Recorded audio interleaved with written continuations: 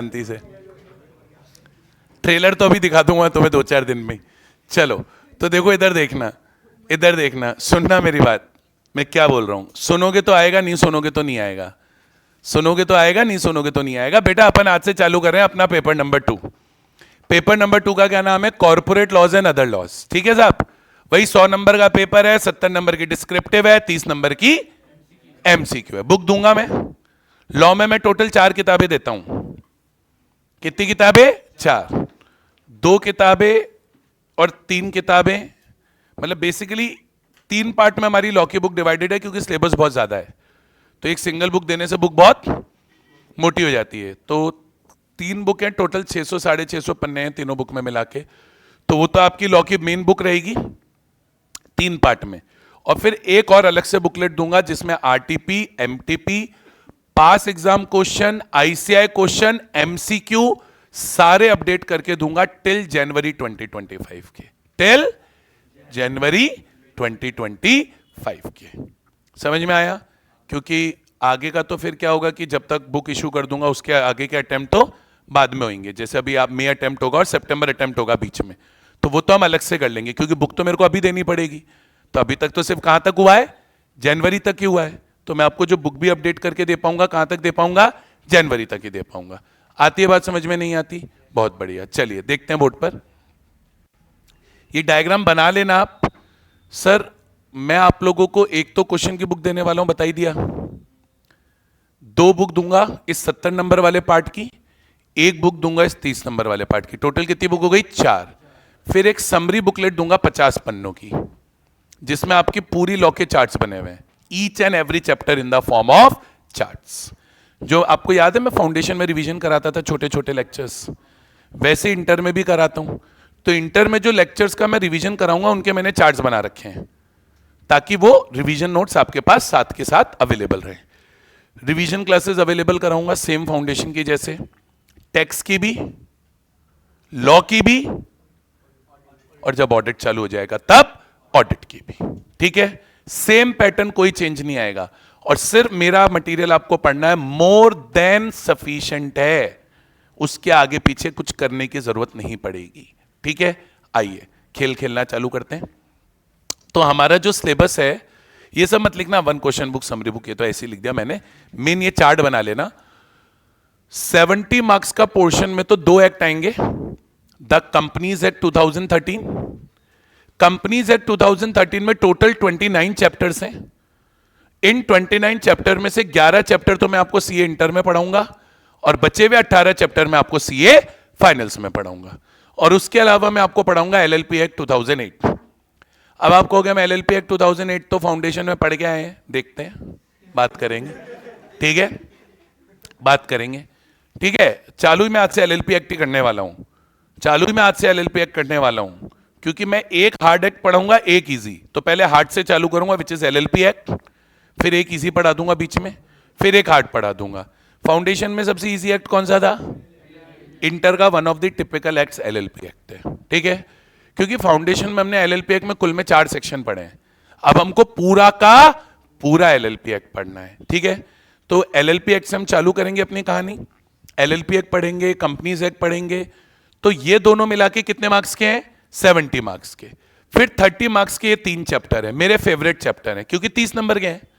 3 chapter 30 number के, हर chapter का weightage 10-10 number है।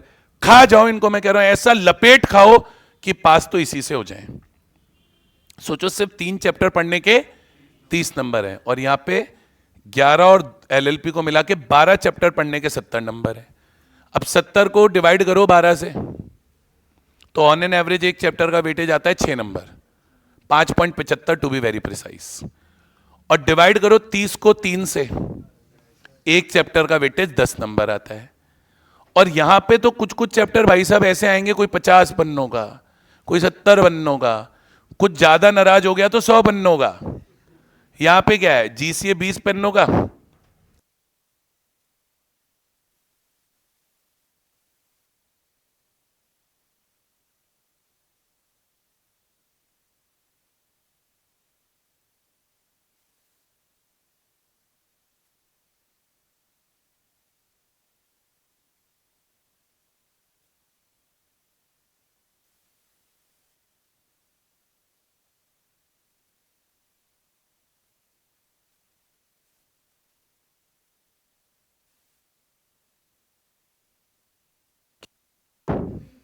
क्या बोल रही है?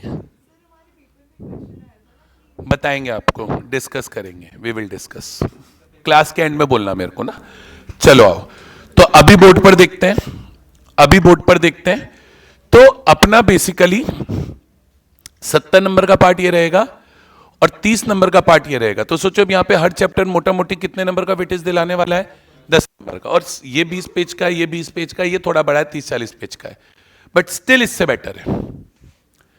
तो अपने को क्या ये वाला पोर्शन बहुत अच्छे से आना चाहिए, एलएलपी एक्ट बहुत अच्छे से आना चाहिए, जो कि थोड़ा सा टिपिकल पड़ेगा, और कंपनीज एक्ट तो खैर हमको पढ़ना ही पढ़ना है। आती है बात समझ में? चलो, तो आज से अपन एलएलपी एक्ट पढ़ना चालू कर रहे हैं, सीधे चालू करेंगे पढ़ना। लॉ में क्या है? लॉ का मतलब तो आता है, इंट्रो फिंट्रो तुमने पढ़ा है, तो मुद्दे की बात पढ़ेंगे ना यार, सीधे टाइम पास क्यों करेंगे? आइए सीधे पढ़ना चालू करेंगे, देखेंगे बोर्ड पर। अब देखो, लॉ की मेरी बहुत सारी बुक्स हैं, लॉ की मेरी बहुत सारी बुक्स हैं, उसमें से मैं अभी पहली बुक का एक चैप्टर खोल रहा हूं, विच इज एलएलपी एक्ट 2008। अब एलएलपी एक्ट में मैंने क्या करा हुआ है, जो कि मैं इंटर में बहुत सारे चैप्टर्स में करता हूं, जो सेक्शन हार्ड है, डिफिकल्ट है, वो मैंने हैंड रिटन करे हुए हैं। तो वो सेक्शंस मेरी बुक में भी हैं, वो सेक्शन मेरी बुक में भी है, मेरी बुक में तो है ही, वो सेक्शन मेरी बुक में तो है ही।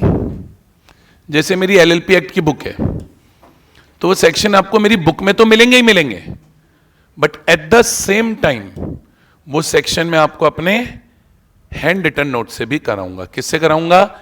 हैंड रिटन नोट से भी कराऊंगा। अब आपको देख लेना है आपको कहां से लर्न करना है, आपको देख लेना है कि आपको कहां से लर्न करना है। आपको बुक से लर्न करना है, आप बुक से लर्न करिए। आपको मेरे लिखाए हुए में से लर्न करना है, लिखाए हुए में से लर्न करिए, जो आपको इजी पड़े, जो आपको इजी पड़े। और ऑब्वियसली लिखाया हुआ इजी पड़ेगा, वो तो गोज विदाउट सेइंग, तभी तो लिखा है नहीं, जबरदस्ती की मेहनत क्यों करेंगे लिखने की, ठीक है। चलिए, तो ये दोनों शीट के मैं आपको प्रिंट आउट दे दूंगा, आपको कुछ नहीं करना, दोनों के मैं आपको प्रिंट आउट दूंगा। तो ये जो चैप्टर का मैं आपको प्रिंट आउट दूंगा, ये चैप्टर में जब आपको लॉ की बुक दूंगा उसके अंदर नहीं दूंगा, ठीक है। आइए चालू करते हैं पढ़ना, चालू करते हैं पढ़ना। क्या पढ़ना चालू करेंगे सर? अब आप कहोगे रे सर ये तो हमको आता है, बिल्कुल आता है। 2 दिन ऐसा टॉपिक चलेगा जो ऑलरेडी पढ़ा हुआ रहेगा, सिर्फ 2 ही दिन ऐसा होगा कि क्या चलेंगे, ऐसे टॉपिक चलेंगे जो हमने ऑलरेडी पढ़े हुए रहेंगे। उसके बाद पूरा एलएलपी एक्ट नया है। इस गलतफहमी में मत रहना कि तुमने फाउंडेशन में पढ़ के रखा है। फाउंडेशन में तुम्हारा एलएलपी एक्ट था 4-5 पेज का, अभी यहां पे एलएलपी एक्ट है 30 पेज का। पूरा एलएलपी एक्ट अपने सिलेबस में है, और एलएलपी एक्ट के जो एक्चुअल में अच्छे वाले सेक्शंस हैं वो तो मुझे अब पढ़ाने हैं, ठीक है। हमने तो फाउंडेशन में ऊपर ऊपर से बस एलएलपी पढ़ लिया, 2-4 डेफिनेशन पढ़ ली, फीचर पढ़ लिए, हो गया, और पढ़ा गया हमने फाउंडेशन में एलएलपी में। आइए चालू करते हैं, चालू करते हैं, ठीक है। अब सर हम पढ़ना चालू कर रहे हैं the limited liability partnership act 2008। क्या पढ़ना चालू कर रहे हैं? Limited liability partnership act 2008। अब देखिए एलएलपी एक्ट क्यों लाया गया, पहले यह समझिए। मैं क्या बोल रहा हूं? एलएलपी एक्ट क्यों लाया गया, पहले यह समझिए। सब जानते हैं आप तो एलएलपी एक्ट क्यों लाया गया, मेरे बताने की तो जरूरत ही नहीं है, मेरे बताने की तो जरूरत ही नहीं है। सर बेसिकली एलएलपी आने से पहले क्या होता था? पहले एलएलपी आने से पहले क्या होता था सर? अगर एलएलपी नहीं होती हमारे देश में तो मेरे पास बिजनेस करने के मेनली 2 ऑप्शन हुआ करते थे, या तो मैं कंपनी बना के बिजनेस कर लूं, या मैं पार्टनरशिप बना के बिजनेस कर लूं। कंपनी बना के बिजनेस करने के अपने फायदे थे, पार्टनरशिप बना के बिजनेस करने के अपने फायदे थे। कंपनी बनाते थे तो क्या फायदा होता था? कंपनी का सेपरेट लीगल स्टेटस होता था, कंपनी की लिमिटेड लायबिलिटी होती थी, कंपनी का परपेचुअल सक्सेशन होता था। फर्म बनाने में 2 मेन फायदे थे। एक तो फर्म बनाना बहुत आसान होता है, पार्टनरशिप इजी टू फॉर्म होती है, बहुत एकदम आसानी से बन जाती है। पार्टनरशिप को बनाना बहुत आसान होता है, और एक पार्टनरशिप में लेस लीगल कंप्लायंसेस हैं। पार्टनरशिप में क्या बहुत ज्यादा लीगल कंप्लायंसेस नहीं होते, पार्टनरशिप में क्या है ना, बहुत ज्यादा लॉज एंड रेगुलेशन नहीं होते। आ रही है बात समझ में? तो ये फायदे थे। लेकिन अब कंपनी और पार्टनरशिप दोनों की बहुत सारे नुकसान है। जैसे कंपनी का सबसे मेजर नुकसान क्या है? एक ही है, कंपनी में बहुत ज्यादा लीगल कंप्लायंसेस हैं। ये इस बात से आप समझ सकते हो, कंपनीज एक्ट 2013 में 470 सेक्शंस हैं, 470 सेक्शन। मतलब अगर आज आपने कंपनी बना ली तो आपको कितने सेक्शन से कंप्लायंस करना है? 470 सेक्शन से कंप्लायंस करना है। उसके अगेंस्ट एलएलपी एक्ट में अप्रोक्सीमेटली 100 सेक्शन है, तो ऑलमोस्ट रिक्वायरमेंट देखा जाए तो 1/5 हो गई। कहां 470 सेक्शन और कहां 100 सेक्शन? अग्रीड हो या नहीं हो? तो एक तो एलएलपी में आज देखो कंपनी के साथ प्रॉब्लम क्या है, आज कोई नहीं बनाना चाहता जल्दी से कंपनी इंडिया में, क्योंकि कंपनी में इतनी ज्यादा लीगल कंप्लायंसेस हैं, इतने ज्यादा लॉज एंड रेगुलेशन, आप सोच नहीं सकते। आप समझो ना मैं क्या बोल रहा हूं। कंपनीज एक्ट में कितने चैप्टर है? 29। उसमें से 11 चैप्टर मेरे को आपको इंटर में पढ़ाने, वो 11 चैप्टर ही 400 पन्नों के हैं, और वो 18 चैप्टर जो आप पढ़ोगे वो 1000 पन्नों की किताब है फाइनल की। इतने ज्यादा लीगल कंप्लायंसेस हैं कंपनी पे। तो कंपनी बनाने से लोग इसलिए डरते थे, बोले यार लीगल कंप्लायंस बहुत ज्यादा है। पार्टनरशिप बनाने के अपने फफड़े। अभी पार्टनरशिप में प्रॉब्लम क्या है? एक तो जो पार्टनरशिप है उसका सेपरेट लीगल स्टेटस ही नहीं है। सेपरेट लीगल स्टेटस ही नहीं है तो कल को फर्म लोन लेगी, नहीं चुकाएगी, मरेंगे हम। पर्सनल लायबिलिटी आ जाती थी पार्टनर्स की। पार्टनरशिप में लिमिटेड लायबिलिटी नहीं होती, आप सब जानते हो। पार्टनरशिप में हर पार्टनर की लायबिलिटी अनलिमिटेड है, और पार्टनरशिप का परपेचुअल सक्सेशन नहीं है। 3 थे, ये 2 से लड़ गए, तो ये बेचारा अकेला रह गया। कहां से पार्टनरशिप चलाए? चिराग का बुझ गया चिराग, क्या करे बताओ, क्या करे बताओ। तो आज फर्म बनाते थे तो unlimited liability, separate legal status नहीं है, परपेचुअल सक्सेशन नहीं है।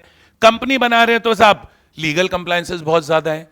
तो लॉ ने का एक काम करते हैं, एक हाइब्रिड मॉडल इंट्रोड्यूस करते हैं। लॉ ने क्या कहा? लॉ ने कहा एक हाइब्रिड मॉडल इंट्रोड्यूस करते हैं, और लॉ ने उस हाइब्रिड मॉडल को नाम दिया LLP. What is LLP? Simple याद रखिए, LLP is a hybrid between company and partnership. बस वो कंपनी और पार्टनरशिप का मिक्सचर है। एलएलपी क्या है? बोले यार कंपनी और पार्टनरशिप का मिक्सचर है, दोनों को कंबाइन करके साहब क्या बना दी? एलएलपी बना दी। LLP will provide best of both world's.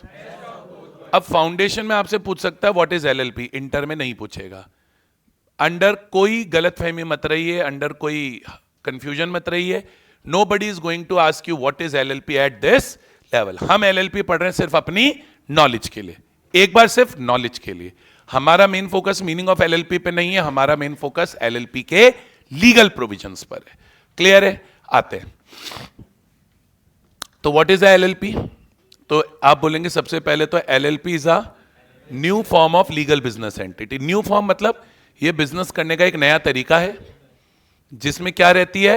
Limited liability. आपको याद रखना है एलएलपी में हर पार्टनर की लायबिलिटी उतनी अमाउंट तक लिमिटेड रहेगी जितना अमाउंट इसने बोला था कि मैं कैपिटल का कंट्रीब्यूट करूंगा। एलएलपी में हर पार्टनर की लायबिलिटी उतने अमाउंट के लिए क्या रहेगी? लिमिटेड रहेगी, जितने अमाउंट का उसने बोला था कि मैं कैपिटल में कंट्रीब्यूशन करूंगा। तो क्या लिखा है? एलएलपी क्या है? It is a new form of legal business entity with limited liability. बोले बिजनेस करने का नया तरीका है जहां पे सबकी लायबिलिटी लिमिटेड होती है। अच्छी बात है, लिखा हुआ ये the liability of partners will be limited. कितने अमाउंट तक लिमिटेड होती है? साथ के साथ लर्न करो, खत्म करो। The liability of every partner is limited to the extent of amount he promises to contribute as capital. मैं जब पार्टनर बना तो मैंने प्रॉमिस कर दिया था कि मैं 10 लाख की कैपिटल लाऊंगा। मैं जब पार्टनर बना तो मैंने प्रॉमिस कर दिया था कि मैं कितने की कैपिटल लाऊंगा? 10 लाख की। तो जो मैंने प्रॉमिस किया है कि मैं 10 लाख की कैपिटल लाऊंगा, मेरी मैक्सिमम लायबिलिटी भी बस 10 लाख की है। Next, it is an alternative. Alternate मतलब ये बिजनेस करने का एक दूसरा तरीका है। भाई एक तरीका तो कंपनी थी, एक तरीका पार्टनरशिप था, उसका ऑल्टरनेटिव क्या हो गया? एलएलपी हो गया। तो it is an alternative corporate business vehicle.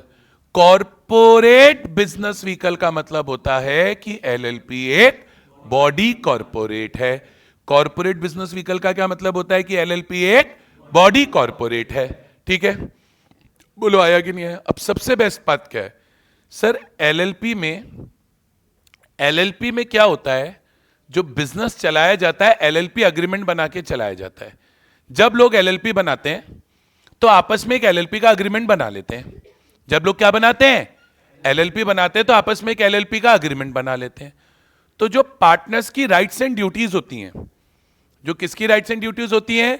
Partners की राइट्स एंड ड्यूटीज होती हैं, वो इस एलएलपी अग्रीमेंट के अकॉर्डिंग डिसाइड होती हैं। पार्टनर्स की राइट एंड ड्यूटीज किसके अकॉर्डिंग डिसाइड होती है बेटा? पार्टनर्स की राइट एंड ड्यूटीज उस एलएलपी अग्रीमेंट के थ्रू डिसाइड होती हैं. Rights and duties of partners are decided through LLP agreement. Rights and duties of partners are decided through LLP agreement. इसलिए बोलते हैं कि एलएलपी में इंटरनल स्ट्रक्चर को लेकर फ्लेक्सिबिलिटी होती है. इंटरनल स्ट्रक्चर की फ्लेक्सिबिलिटी होने का मतलब होता है राइट्स एंड ड्यूटीज जो इंटरनली हैं वो हम खुद से डिसाइड कर सकते हैं. तो हम क्या बोलेंगे, एलएलपी क्या देती है? It allows partners the flexibility, freedom of organising their internal structure. कुल मिला के ऐसे याद रखेंगे, एलएलपी अग्रीमेंट के थ्रू पार्टनर्स अपनी राइट्स एंड लायबिलिटीज खुद से डिसाइड करेंगे. और इंटर में मैंने सारी अपनी पूरी बुक में कई सारी चीजें पहले से लिख के रखी हैं, कई सारी चीजें हिंदी में लिख के रखी हैं. तो जब आपके पास बुक आ जाएगी तो साथ के साथ आपको उन चीजों को क्या करते हुए चलना है, कॉपी करते हुए चलना है. यहां पे सिलेबस बहुत ज्यादा है, बहुत ज्यादा टाइम ऐसे नहीं मिलेगा कि हम अलग से लिख लेंगे बाद में लिख लेंगे. अभी जैसे मैं चैप्टर आपको पढ़ा रहा हूं, मैंने आपको शीट दे दी, कल मैं आपको शीट दे दूंगा सबको. साथ की साथ ये बातें अपनी शीट में क्या कर ली, नोट डाउन कर ली. ठीक है, चलिए हाइलाइटर अपने को चाहिए होगा वो आप ले लीजिए. ठीक है, अब कुल मिला के ये तो है, LLP is a hybrid between company and partnership. LLP is a hybrid between company and partnership as it contains elements of both company and partnership firm. बोलिए आया कि नहीं आया? तो देखो LLP का मतलब हमें पहले से पता था. LLP एक बिजनेस करने का ऑल्टरनेटिव तरीका है. LLP एक बॉडी कॉर्पोरेट है. LLP एक ऐसी बॉडी कॉर्पोरेट है जहां पे हर पार्टनर की लायबिलिटी लिमिटेड है और LLP हमें फ्रीडम देती है to organise the internal structure. बोलिए कोई प्रॉब्लम नहीं सर, ये तो हमको पहले से आता था. ठीक है, आता था तो बढ़िया है, बढ़िया है. आगे चलो. अब सर हम एलएलपी में पढ़ना चालू करेंगे डेफिनेशंस. क्या पढ़ना चालू करेंगे? अब बॉडी कॉर्पोरेट की डेफिनेशन 10 गुना इंपॉर्टेंट है इंटर लेवल पे. अगर आपको बॉडी कॉर्पोरेट की डेफिनेशन नहीं आती है, ना आपको कंपनीज एक्ट समझ में आने वाला है आगे का, और ना एलएलपी एक्ट आने वाला है. अगर आज भी बॉडी कॉर्पोरेट के मीनिंग में कोई कंफ्यूजन है तो आज क्लियर कर लेना, आज के बाद डाउट मत रखना. अब मैं क्या बोल रहा हूं, एलएलपी एक्ट में हम बहुत सारी क्या पढ़ने वाले हैं, डेफिनेशंस पढ़ने वाले हैं. क्या पढ़ने वाले हैं बोलो? एलएलपी एक्ट में हम बहुत सारी क्या पढ़ने वाले हैं, डेफिनेशंस पढ़ने वाले हैं. देखिए बोर्ड पर सर, सबसे पहली डेफिनेशन पढ़ेंगे बॉडी कॉर्पोरेट की. किसकी पढ़ेंगे? बॉडी कॉर्पोरेट की. देखो सिंपल टर्म्स में बॉडी कॉर्पोरेट क्या है?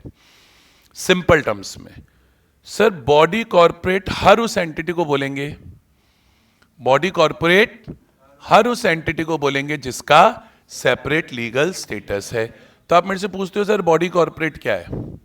आप मेरे से पूछते हो सर बॉडी कॉर्पोरेट क्या है? तो मैं आपको बोलूंगा at a very basic level, हर वो एंटिटी जिसका सेपरेट लीगल स्टेटस होता है वो बॉडी कॉर्पोरेट होता है. ठीक है, अब आपको ये समझना है बॉडी कॉर्पोरेट में सिर्फ 2 लोग आते हैं. बॉडी कॉर्पोरेट में सिर्फ 2 लोग आते हैं. एक तो बॉडी कॉर्पोरेट में आएगी कंपनी और एक बॉडी कॉर्पोरेट में आएगी खुद एलएलपी. तो आज अपने को एक चीज समझनी है, जो वर्ड बॉडी कॉर्पोरेट है ये एक वाइडर वर्ड है. क्या है? बॉडी कॉर्पोरेट एक वाइडर वर्ड है. वाइडर वर्ड इसलिए क्योंकि इसमें कंपनी भी आ रही है और एलएलपी भी आ रही है. अब लॉ बोला बॉडी कॉर्पोरेट में कंपनी में भी जो इंडियन कंपनी है, जो इंडिया में रजिस्टर्ड है वो भी आएगी, और जो फॉरेन कंपनी है जो फॉरेन में रजिस्टर्ड है वो भी आएगी. उसी तरीके से एलएलपी में भी जो इंडियन एलएलपी है, जो इंडिया में रजिस्टर्ड है वो भी आएगी, और जो फॉरेन एलएलपी है, जो फॉरेन में रजिस्टर्ड है वो भी आएगी. तो अगर आप जब क्वेश्चन कर रहे हो तो क्वेश्चन करते वक्त तो सिर्फ इतना सा ध्यान रखना है, मार्क्स नहीं मिलेंगे ये लिखने के, मार्क्स ये लिखने के मिलेंगे. पर जब एप्लीकेशन बेस्ड क्वेश्चन करोगे, डायरेक्ट नहीं आना. इंटर में आता ही नहीं, एक सिंगल सवाल भी डायरेक्ट नहीं आएगा पूरे लॉ के पेपर में. फाउंडेशन का 50% पेपर डायरेक्ट आया था, जो मैंने आपको पहले से बोल के रखा था. अब भी मैं ही पहले से बोल के चल रहा हूं, लॉ के पेपर में एक सिंगल क्वेश्चन भी डायरेक्ट नहीं आता. 100 का 100 नंबर का पेपर इंटर का इंक्लूडिंग एमसीक्यूज एप्लीकेशन बेस्ड ही आएंगे। तो इसलिए अंडरस्टैंडिंग ज्यादा इंपॉर्टेंट है। तो क्वेश्चन करते वक्त अपन क्या याद रखेंगे कि बॉडी कॉर्पोरेट में सिर्फ दो लोग आते हैं, कंपनी एलएलपी, कंपनी में इंडियन फॉरेन, एलएलपी में भी इंडियन और फॉरेन। ठीक है साहब, बिल्कुल सर, क्यों नहीं यार, आती है। तो ऐसे भी याद रख सकते हैं कि बॉडी कॉर्पोरेट में पार्टनरशिप फर्म नहीं आएगी, बॉडी कॉर्पोरेट में एचयूएफ भी नहीं आएगी। बोलो आया?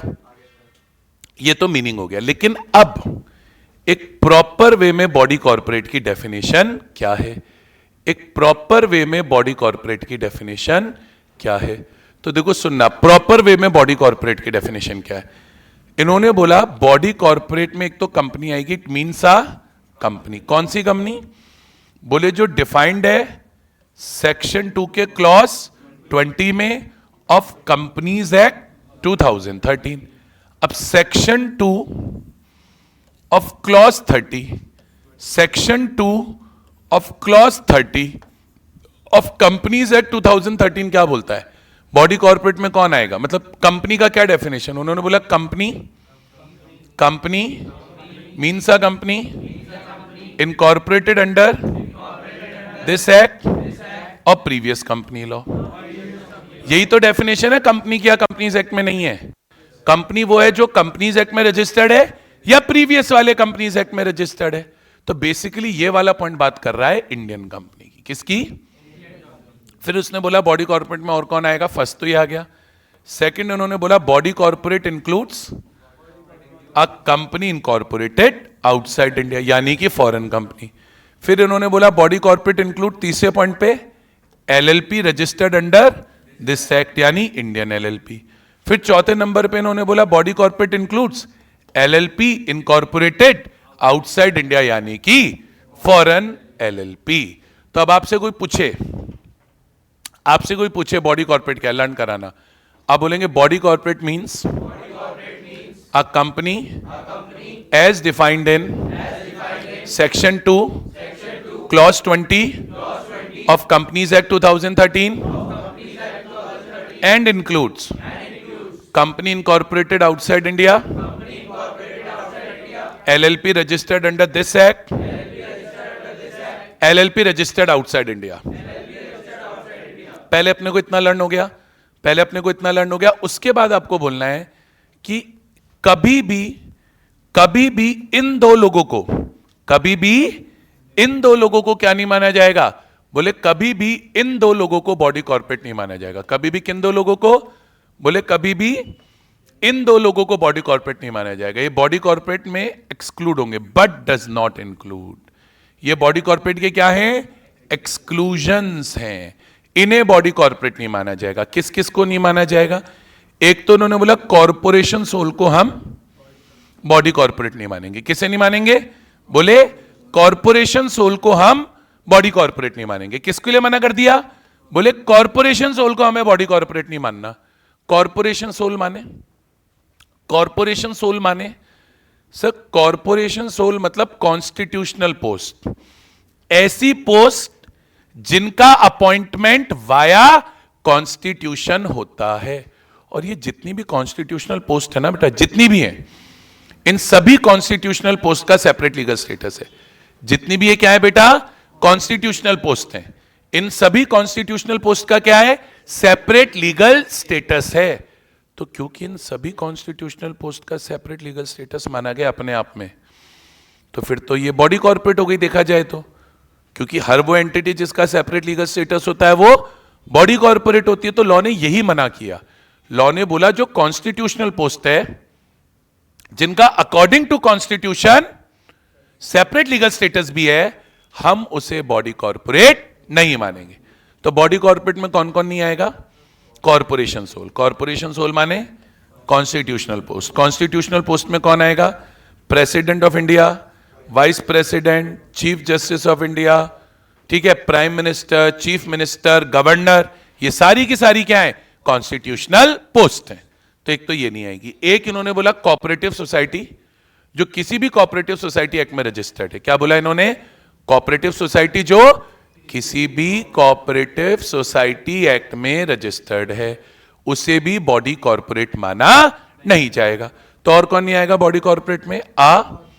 Cooperative society registered under any law for time being in force. India में कोऑपरेटिव सोसाइटीज का रजिस्ट्रेशन इस एक्ट में होता है, the Indian cooperative societies act 1912। बोलो आया? अरे आया क्या? अच्छा, और कौन नहीं आएगा बॉडी कॉर्पोरेट में? इन्होंने कहा ये दो तो नहीं आएंगे, ये दो तो नहीं आएंगे, मतलब कॉर्पोरेशन सोल बॉडी कॉर्पोरेट नहीं है, कोऑपरेटिव सोसाइटी बॉडी कॉर्पोरेट नहीं है। उसके अलावा इन्होंने बोला हम नहीं लेंगे, किसमें किसको नहीं लेंगे? बोले हम बॉडी कॉर्पोरेट में नहीं लेंगे। किसको नहीं लेंगे बॉडी कॉर्पोरेट में? इन्होंने कहा हम बॉडी कॉर्पोरेट में उस बॉडी कॉर्पोरेट को नहीं लेंगे जिसे सेंट्रल गवर्नमेंट ने ऑफिशियल गजेट में नोटिफाई करके बोल दिया है कि इसे बॉडी कॉर्पोरेट माना नहीं जाएगा। एक एंटिटी बॉडी कॉर्पोरेट है, पर सेंट्रल गवर्नमेंट ने नोटिफिकेशन दे दिया कि नहीं नहीं यार, नहीं नहीं यार, तुझे बॉडी कॉर्पोरेट नहीं मानेंगे। तो जिसे सेंट्रल गवर्नमेंट ने नोटिफाई करके बोल दिया कि यार तुझे बॉडी कॉर्पोरेट नहीं मानेंगे, उस एंटिटी को बॉडी कॉर्पोरेट नहीं मानना है। तो बॉडी कॉर्पोरेट किसको नहीं मानना? Any other body corporate which the central government may by notification in the official gazette specify in this behalf. अब आप पूछेंगे सर ऑफिशियल गजेट क्या होती है? ऑफिशियल गजेट गवर्नमेंट की एक मैगजीन है जो पब्लिश की जाती है और उसके अंदर गवर्नमेंट के ऑर्डर्स पब्लिश किए जाते हैं। कुछ भी नहीं है official gazette, it's simply a government magazine. Hindi में बोलते हैं भारत का राजपत्र। क्या बोलते हैं? भारत का राजपत्र। इसमें गवर्नमेंट के द्वारा दिए गए ऑर्डर्स पब्लिश होने होते हैं। अब गवर्नमेंट ऑर्डर देगी, पब्लिक को कैसे पता चलेगा सरकार का ऑर्डर आया है? इस गजेट से। आज मार्केट में कोई भी न्यूज होती है, आपको कैसे पता चलती है? न्यूज़पेपर से, टीवी से। तो गवर्नमेंट के ऑर्डर्स कहां से पता चलेंगे? ऑफिशियल गजेट से। बोलिए आया नहीं आया? समझ गए बॉडी कॉर्पोरेट? तो बोलिए body corporate means company under section 2 clause 20 of companies act 2013 and includes. अब कौन कौन इंक्लूड हो गया इसमें? बोलो। And includes LLP registered under this act, LLP registered outside India, company registered outside India, but does not include। फिर तीन बातें, corporation sole, cooperative society, any other body corporate notified by central government. ये तो हो गया exam में provision लिखने के लिए, लेकिन समझने वाली बातें वो हैं जो मैंने साइड में लिखी हैं। बोलियो क्लियर है कि नहीं क्लियर है? अब ये सारी बातें अगर आप लिख लेते हो, मेरी गारंटी है बॉडी कॉर्पोरेट का सवाल गलत नहीं होगा। इसके अलावा आपको कहीं ट्रिक कर ही नहीं सकता। क्लियर है? अभी हाल फिलहाल आपके पास शीट नहीं है, कल तो आएगी, कल तो आएगी। स्क्रीनशॉट लीजिए, ग्रुप में डालिए साथ के साथ। स्क्रीनशॉट लीजिए, ग्रुप में डालिए साथ के साथ। आज शीट नहीं है, कल तो आएगी, ठीक है? ग्रुप में डाल लीजिए, मैं साथ के साथ इसको लिख लीजिएगा, नहीं फिर बाद में क्या होता है, दिक्कत आती है, हम लिखते विकते हैं नहीं, फिर हम परेशान होते हैं। शुरुआत से लेंगे स्क्रीनशॉट, शुरुआत से लेंगे स्क्रीनशॉट। पहले इस वाले पार्ट का ले लेंगे, लेकर ग्रुप में शेयर कर लेंगे, लेकर ग्रुप में शेयर कर लेंगे। बात के लिए पेंडेंसी नहीं छोड़नी है। डन है? एक सेकेंड, इस वाले पार्ट का भी ले लेंगे। ले लिया और ग्रुप में शेयर कर देंगे। मैं आपका नया ग्रुप बना दूंगा, इंटर का बन गया तो बस उसमें डाल देना। अगर सब उसमें ऐड हो गए, नहीं ऐड हो गए तो कोई बात नहीं, जब हो जाओ तब डाल देना। यहां तक क्लियर है? आगे चलते हैं। तो अभी किसकी डेफिनेशन हो गई बेटा? किसकी डेफिनेशन हो गई? बॉडी कॉर्पोरेट की। अगली डेफिनेशन पे आएंगे बिजनेस की, अगली डेफिनेशन पे आएंगे बिजनेस की। सर देखो, बिजनेस का मतलब क्या होता है? Eight a very simple level, कोई भी एक्टिविटी प्रॉफिट कमाने के लिए करना। बिजनेस का सिंपल मतलब, सिंपल टर्म्स में मतलब क्या है? मैं कोई भी एक्टिविटी कर रहा हूं, मेरे को प्रॉफिट कमाना है। तो प्रॉफिट कमाने के लिए की गई कोई भी एक्टिविटी क्या है? बिजनेस है। प्रॉफिट कमाने के लिए की गई कोई भी एक्टिविटी बिजनेस है। कोई प्रॉब्लम है क्या? प्रॉफिट कमाना है, मुनाफा कमाना है, मुनाफा कमाना है तो भैया धंधा करो, धंधे से प्रॉफिट आता है, वो बिजनेस है। अब इन्होंने बिजनेस को कैसे डिफाइन किया? इन्होंने कहा